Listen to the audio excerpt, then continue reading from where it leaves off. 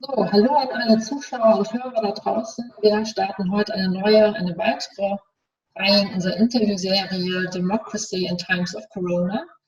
Und es ist mir heute eine besondere Ehre, Sarah Werli zu Gast zu haben. Sie ist Projektleiterin bei der Naturschutzorganisation Pro Natura in der Schweiz. Und wir werden heute über die Situation in der Schweiz, insbesondere in Bezug auf Pro Natura, wie auch generell über die Schweiz sprechen. Bevor wir aber einsteigen, möchte ich gerne Frau Werli bitten, einmal auch Pro Natura vorzustellen, damit wir ein Bild haben, was die eigentlich machen. Ja, gerne, Frau Genens. Also Pro Natura ist die größte und älteste Naturschutzorganisation der Schweiz. Sie wurde schon 1909 gegründet, zwecks der Gründung des ersten Nationalparks der Schweiz und auch der Alpen. Wir sind eine rein spendenfinanzierte Organisation und arbeiten unter dem Motto für mehr Natur überall. Wir sind aktiv in den Bereichen praktischer Naturschutz, Umweltbildung, Öffentlichkeitsarbeit und politischer Naturschutz. Wir verfügen über mehr als 160.000 Mitglieder in der ganzen Schweiz und sind auch in allen Kantonen präsent mit eigenen Sektionen. Des Weiteren betreiben wir eigene Naturschutzzentren und wir sind auch verantwortlich für die Pflege und Aufrechterhaltung von über 700 Naturschutzgebieten in der gesamten Schweiz. Und das gilt es sicher auch noch zu erwähnen, wir sind die offizielle Vertretung, die offizielle Mitgliederorganisation von Friends of the Earth Europe und International in der Schweiz. Dankeschön, Frau Werli. Können Sie uns dann diesbezüglich eine weitere Einsicht geben, wie weit gerade Pro Natura, also so aktiv in der Schweiz sind, sehr stark vertreten, auch im öffentlichen Interesse, inwieweit Sie gerade betroffen sind von den aktuellen Maßnahmen und Corona? Ja, also im Moment sind alle unsere Mitarbeiter und Mitarbeiterinnen im Homeoffice. Alle unsere Naturschutzzentren sind geschlossen. Wir können auch keine Exkursionen und anderen Anlässe durchführen. Teilweise gibt es einen starken Rückgang der Arbeitspensen, also gerade beispielsweise im Bereich der Politik oder in der Umweltbildung, auch beim praktischen Naturschutz. Und ja, wichtige politische Projekte wurden sistiert oder verschoben, weil eben auch im Moment das Parlament nicht tagt. Also das heißt, der Bundesrat, der regiert im Moment per Notrecht und eine parlamentarische Debatte findet nicht statt. Uns betrifft das insoweit, als dass wir zwei wichtige politische Projekte laufen haben. Zum einen eine Unterschriftensammlung für zwei Volksinitiativen im Naturschutzbereich und dann ein Volksreferendum gegen das neue Jagdgesetz. Beide diese politischen Geschäfte sind von der Corona-Krise betroffen, weil Unterschriftensammlungen auf der Straße, die wurden gestoppt. Also man kann im Moment für eine Initiative keine Unterschriften sammeln. Und auch eben die Abstimmung zum neuen Jagdgesetz, die wäre ursprünglich für den 17. Mai vorgesehen, die wurde nun verschoben, kann frühestens im September stattfinden, weil ja, es eben auch nicht möglich ist, eine echte öffentliche Meinungsbildung, demokratische Meinungsbildung zu gewährleisten. Ja, und vielleicht noch ein weiteres politisches Projekt, mit dem wir am Rande beschäftigt sind. Das ist die Behandlung der Konzernverantwortungsinitiative. Da geht es darum, dass die Konzerne in der Schweiz, die großen Schweizer Konzerne auch für ihre Tätigkeiten im Ausland haftbar gemacht werden können. Und diese Konzernverantwortungsinitiative, die kann jetzt im Parlament nicht weiter behandelt werden. Das heißt, die muss auch sistiert werden und unter anderem musste hier auch eine große Sensibilisierungskampagne mit über 300 Filmvorführungen gestoppt werden. Gab es denn da von Seiten der Regierung konkrete Aussagen, über welchen Zeitraum sich diese Aufhebung jetzt erstreckt und auch welche weiteren Maßnahmen zur Einschränkung gerade solche essentiellen demokratischen Grundfreiheiten, gerade in der Schweiz, wie gerade damit umgegangen wird und über welchen Zeitraum, über welche Dauer sich das erstreckt? Ja, also es wurden klare Fristen angegeben, natürlich immer mit dem Vorbehalt, dass sich die Situation in dieser Zeit maßgeblich verbessert. Die Unterschriftensammlungen, die dürfen mindestens bis Ende Mai, also bis zum 31. Mai nicht stattfinden und können dann aber voraussichtlich weitergeführt werden.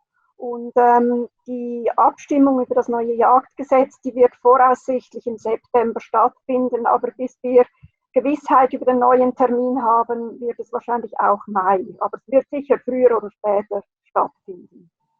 Also die politischen Rechte, würde ich sagen, die sind begrenzt eingeschränkt dadurch, dass im Moment keine parlamentarischen Debatten stattfinden, dass Initiativen und Referenden sistiert wurden. Aber das heißt nicht, dass die nicht dann halt zu einem späteren Zeitpunkt fortgeführt oder beraten werden. Das heißt, auch da, wo Sie mit konkreten Fristen schon vor Corona, also konkrete Fristen angesteuert haben, dass nun durch Corona diese Fristen einfach lediglich nach hinten geschoben wurden, ohne jegliche oder ohne weitere Rechtskonsequenzen.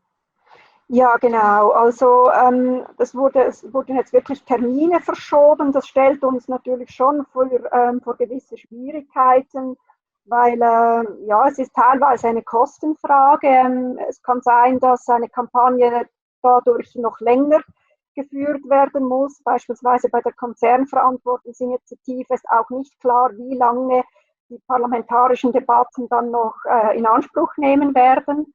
Und für das Trägerkomitee ist das natürlich auch eine Kostenfrage. Wie lange müssen Sie noch Wahlkampf, Abstimmungskampf führen? Mhm. Genau.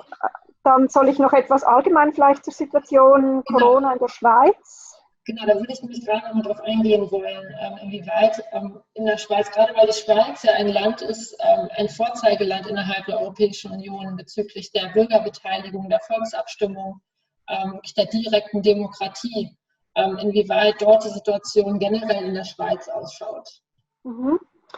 Ja, also wir haben zurzeit rund 26.000 registrierte Corona-Fälle und etwas über 1.000 Todesfälle. Bezogen auf die Bevölkerung, die Gesamtbevölkerung ist das offenbar eine der höchsten Inzidenzraten in ganz Europa. Bei uns sind seit 4 Wochen alle Schulen, Tagesstätten und größeren Geschäfte, außer eben Lebensmittel und Apotheken, geschlossen und die allermeisten Firmen haben auf Homeoffice umgestellt. Es werden auch Versammlungen von über 5 Personen aufgelöst, sowohl in der Öffentlichkeit als im Prinzip sogar auch im Privaten. Und der ÖV ist stark reduziert. Man beobachtet jetzt aber seit knapp einer Woche eine Abflachung der Kurve. Die Anzahl Infektionen geht zurück. Die Spitäler sind zum Glück auch noch nicht überlastet. Und es ist jetzt die Rede, vor allem eben auch aufgrund starken Drucks von Seiten der Wirtschaft, dass die ersten Lockerungen so in 2 Wochen wahrscheinlich vorgenommen werden können. Wie weit hat sich denn gerade auch in Bezug auf die Einschränkung der Grundfreiheiten in der Schweiz gegenüber den Menschen, in Bezug auf sich nicht mehr versammeln zu dürfen, ja, Unterschriftensammlungen wurden gestoppt, also man konnte diese Initiativen nicht weiter verfolgen, Termin nicht nach hinten geschoben oder man muss von vorne anfangen. Reaktion seitens der Bevölkerung auf die Maßnahmen der Regierung? Grundsätzlich ist die Reaktion eigentlich sehr gut. Es wird auch wirklich sehr intensiv kommuniziert von Seiten der Regierung und die Bevölkerung ja, nimmt das wahr, also setzt die Empfehlungen um größtenteils. Also man ist im Großen und Ganzen, habe ich den Eindruck, zufrieden mit der Kommunikation und dem Vorgehen des Bundesrates. Und man fühlt sich jetzt natürlich auch bestätigt dadurch, dass offenbar die Infektionskurve abflacht. Also alles in allem kann man im Moment eigentlich sagen, dass es die Schweiz die Situation bislang einigermaßen gut gemeistert hat. Und ja, jetzt ist einfach so ein bisschen die Hauptdiskussion, wie bald, wie früh kann man wo lockern, weil vor allem eben von Seiten der Wirtschaft ein starker Druck kommt, nicht mehr zu lange zuzuwarten mit ersten Lockerungen. Genau, der Druck sollte auch genauso von den von der Seite der Demokratiebefürworter kommen. Ja? Also auch hier natürlich ja, konkrete Grundfreiheiten und Rechte entsprechend eingeschränkt werden. Natürlich mit einem zeitlichen Rahmen und auch mit einer Argumentation, die natürlich das auch wirklich hergibt, aber eben auch mit der Aussage, ab wann eine Lockerung wieder eintreten kann. Ich würde ganz gerne nochmal darauf hinaus, welche, ja, einfach auf Basis der Krise, die wir jetzt aktuell haben und die für Sie ja auch sehr spürbar und erlebbar ist, dass wirklich konkrete politische Initiativen gerade nicht weitergeführt werden können. Welche Risiken ergeben sich eigentlich für Sie daraus, für Pro Natura, oder auch welche Chancen ergeben sich daraus? Ja, also bei den Risiken würde ich sagen, ein Problem ist, dass wir natürlich bei solchen Kampagnen oder auch in einem Abstimmungskampf eine Art Spannungsbogen aufgebaut haben. Wir versuchen die Öffentlichkeit thematisch zu beeinflussen, in die Diskussion mit einzubeziehen, und es braucht jetzt wie einen neuen Anlauf, um diesen Spannungsbogen wieder aufzubauen. Also der kann jetzt natürlich in dieser erzwungenen Pause nicht aufrechterhalten werden. Und es ist eine Kostenfrage, wie ich schon erwähnt habe, und kann vielleicht aber auch ein Vorteil sein, dass wir jetzt Zeit gewonnen haben, dass wir uns besser strategisch noch aufstellen können, dass wir noch mehr Geld akquirieren können für unsere Kampagnen. Und ich denke, die Probleme, vor die wir gestellt sind, die stellen sich der Gegenseite natürlich ebenso. Also Bund und Kantone, die jetzt zum Beispiel beim Jagdgesetzreferendum gegen uns antreten, die sehen sich vor ähnliche Probleme gestellt. Was vielleicht noch eine übergeordnete Frage ist, wie wirkt sich diese Corona-Krise auf die Glaubwürdigkeit der Regierung aus? In dem Fall, wo wir eigentlich mit einer Initiative gewissermaßen Vorschläge für bessere Gesetze machen, oder wo wir mit einem Referendum ein entworfenes Gesetz des Parlaments bekämpfen, kann es jetzt natürlich sein, dass die Regierung von dieser Krise profitiert, weil sie sich, wenn sie es gut macht, auch souverän darstellen kann, und wir es dann schwieriger haben mit unserer Kritik an der Regierung, an der Gegenseite. Und vielleicht auch einfach ganz generell eine große Frage ist, wie wird sich diese Krise auf den Umweltschutz, auf das Naturschutzbewusstsein generell auswirken? Wird das eher positiv sein, dass die Leute jetzt sensibilisierter sind, oder haben die Leute anschließend einfach andere Sorgen und wollen sich um diese Themen gar nicht mehr kümmern? Gibt es dann von Seiten von Natura jetzt gerade ein, ich sag mal so eine Corona in Crisis Committee, was sich jetzt damit beschäftigt, welche Forderungen an die Politik gerade jetzt gestellt werden müssen, damit eben zum einen die Initiativen für Bürgerbeteiligung zukünftig nicht in der Form eingeschränkt werden, und zum anderen, damit Naturschutz weiterhin im Fokus der Agenda steht? Ja, also wir haben zum einen bei Pro Natura selber eine Arbeitsgruppe, die sich jetzt vor allem mit der Kommunikation bezüglich Corona-Krise befasst. Hier geht es mehr darum, was wir als Pro Natura kommunikativ bewirken können während und in der Folge dieser Krise. Und dann sind wir auch mit anderen Umweltorganisationen in einer Umweltallianz zusammengeschlossen, zusammen mit WWF Schweiz und BirdLife Schweiz. Und hier geht es dann mehr darum, auch politische Forderungen zu stellen. Also der Bundesrat ist bereits daran, ein Konjunkturprogramm zu entwerfen für nach der Krise, um die Wirtschaft wieder anzukurbeln.